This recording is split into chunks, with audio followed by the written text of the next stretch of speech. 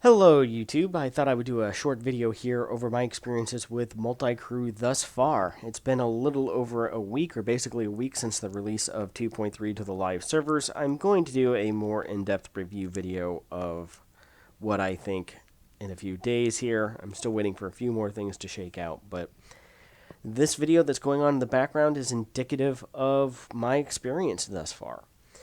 And I did see a number of commanders log in that I have not seen log into the game in a year, or in some cases even 2 years, as they told me that, hey, multi-crew was the feature they were waiting for, that was going to bring them back to the game, that was going to renew their interest. And then they found out that the payouts were capped at 50% for elite and going down from there. They found that matchmaking was horrible, and trying to join other people's crews randomly, as you're seeing in the background here.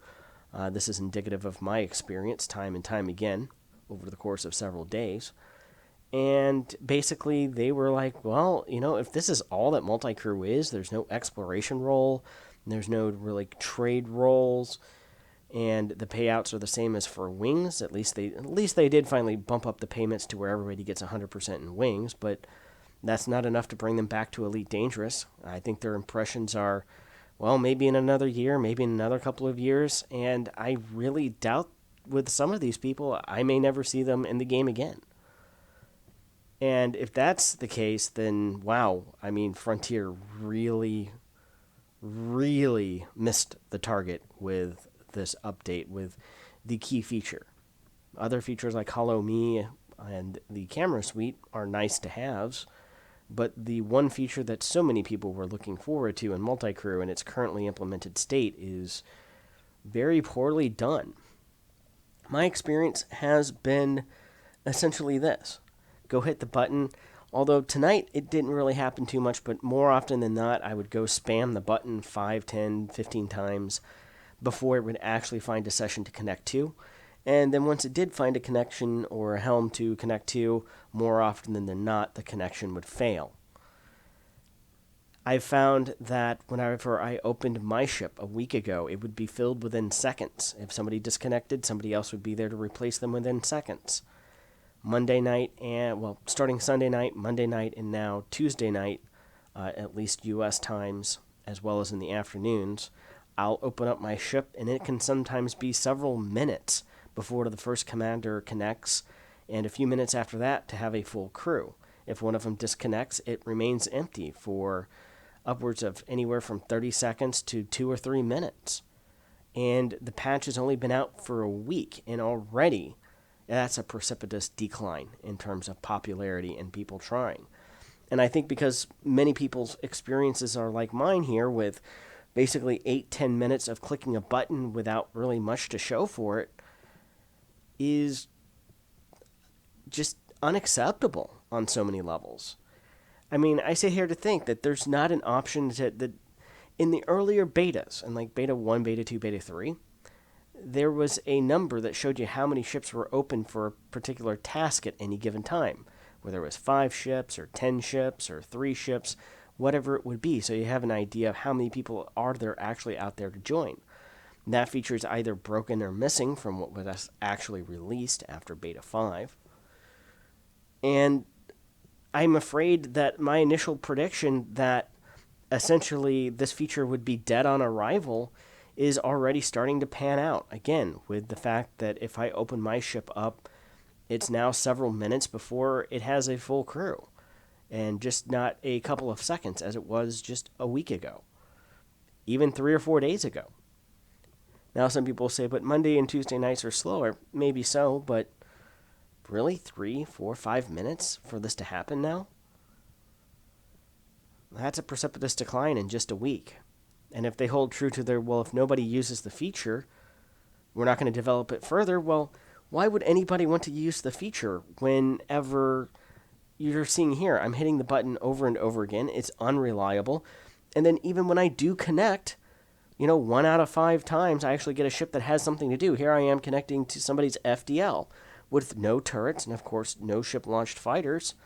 I mean, this would be great during the day, and maybe I should just start doing this. Just find somebody's ship like this that's out bounty hunting without anything for there to be a gunner to do, and sit there and let it run and go AFK farm and go do other work and stuff that I have during the daytime. Maybe bring my laptop down to the farm, connect on somebody's ship, and, sit there while I'm driving a tractor and be earning credits in Elite Dangerous. How is that not immersion breaking? How is that not game breaking to the people who said that full payouts should be nerfed and locked to combat ranks on the forum? How is this any different? This is essentially what allows it to be happening. Shoot, I could have some of my friends who are starting out in the game and take them along and say, hey, I will do trade, I will do combat and stuff. You just have to stay connected. You can go do something else. Or, hey, connect to my ship before you go work a shift or something. And when you come back, you'll have hundreds of thousands of credits, barring if you don't get disconnected in the middle of the session, which is more often likely to happen as soon as you jump out or jump to another system. There's a high likelihood of disconnect. Something else experienced. So this is just one of those things that I'm sitting here going, none of the, quote, problems or reasons or rationale for nerfing the payments. All it's doing is people trying it out once or time and going, oh, well, that was fun, but hey, I earned enough credits in this half hour of play that had I been bounty hunting in a res site by myself, I could have made 4 or 5 times that. At least twice. I think I did get into a couple of sessions where flew around for 20, 30 minutes, maybe ended up with 300,000 to 500,000 in bounties, and I'm going, that's about 15 minutes. In 30 minutes, I could easily have twice this amount with my cutter and a Hazraz. So, yeah. This is multi-crew. This is what we got. You're not asleep. You're not in a dream. You're not in hell. This is what Frontier delivers to us now. And calls it good. Don't know, folks. I don't know where things are going, but I'm not very hopeful with this design team and management making these type of decisions to push this out with major game-breaking bugs from invisible planets that were there in 2.0 and making their ugly head, rearing their ugly head again. See my previous video about that. And stored modules that disappear now if you've been in a multi-crew session, so don't go changing the weapons on your ship after multi-crew. You better log out, log back in. And even then, I want to change out the loadout on my ship because it was designed for multi-crew, and if I'm going to have to wait 5 or 10 minutes for people to join my ship on a regular basis, I may want to switch out a few items, especially if I want to take it more into PvP. So, yeah. This is multi-crew thus far. I can't say that I'm frankly too impressed with what I've seen thus far. It's Frontier Developments snatching defeat from the jaws of victory once again with another flawed update. Maybe they'll go through and fix it, but hey, again, if uptake isn't what they would like to see, they're not going to go spend the resources to fix it now, are they?